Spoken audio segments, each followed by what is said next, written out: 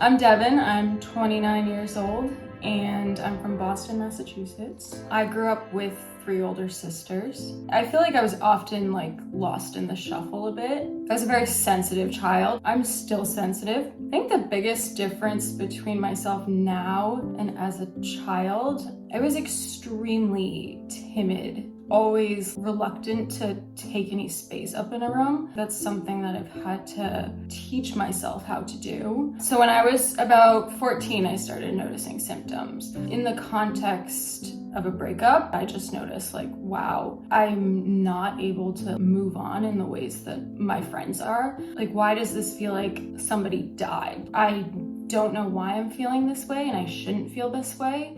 I remember I would sit in a corner in my closet and self-harm. I was diagnosed when I was 26, but I brought the diagnosis to my therapist, and I really do think she had good intentions, but to me it seemed like there was still this BPD stigma ingrained in her. That was when I reached out to my current therapist. Thank God he allowed me to have my space, and I think that was the first time I felt genuinely seen and heard by a clinician. I started to initially improve, especially learning the DBT skills. Things started getting worse at a certain point, and I think that was due to kind of facing my problems because I had spent such a long time avoiding them that a ton of emotions came up from that, looking at my childhood, and I ended up in a residential program. There were a ton of red flags. I started speaking up about it and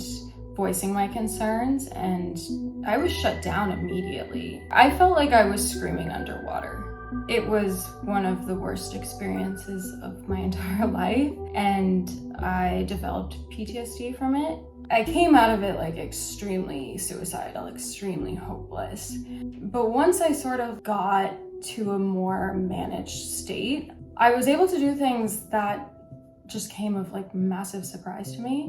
I spent a lot of time by myself making art. It was my mind just really needed to do something with the trauma. It was incredibly liberating to be able to do that. Something I took away from that was I had self-worth. I was kind of able to see it visually, okay, this is what my mind does, and here it is on paper. I've been able to refrain from self-harm for I think about a year now, which has not been easy whatsoever, but it's not nearly as bad as it was, and I do now have self-respect, so I want to keep that streak up for myself. I feel like I do have many of my BPD symptoms currently managed. They come and go and are quite overwhelming despite having made progress, which can be discouraging, but I think that for me it's important to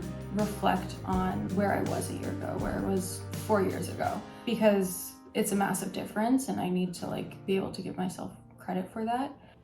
So I work at a psychiatric hospital. My job changed my life completely. I really just like helping people, but specifically BPD, because I think that I felt so unheard and confused for such a long time that I want to help people feel differently. I don't have many hobbies, but I have ones that I'm very passionate about. I've been making art since I was probably 3 years old, and I always loved it.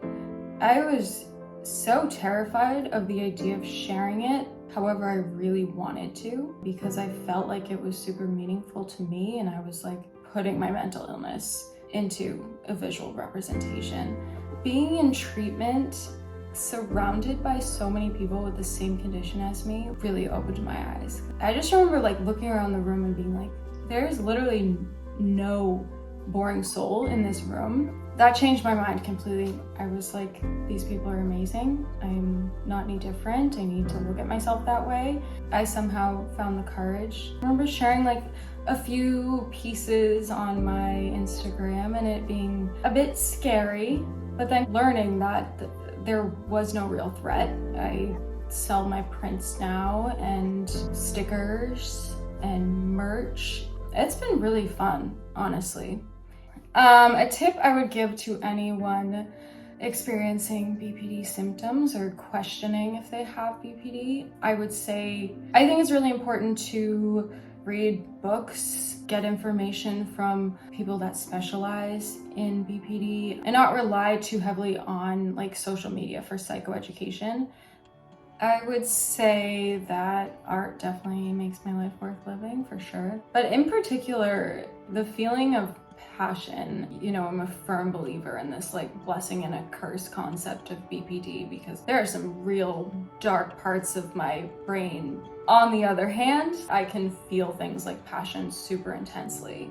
Also helping people. My job gives me purpose, and I think like, yes, this is the same system that failed me and that neglected me, but I will absolutely never do that to someone else. And I know that the tiniest things can have so much value for someone that's suffering. I'm so grateful that we're talking about it more and that like the BPD bunch is a thing. I was in such a dark place where I truly did not value myself at all.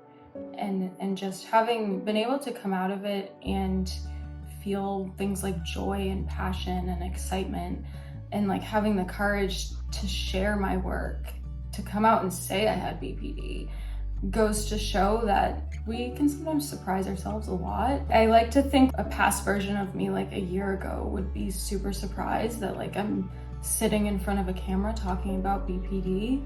I don't know, I think growth is always the goal.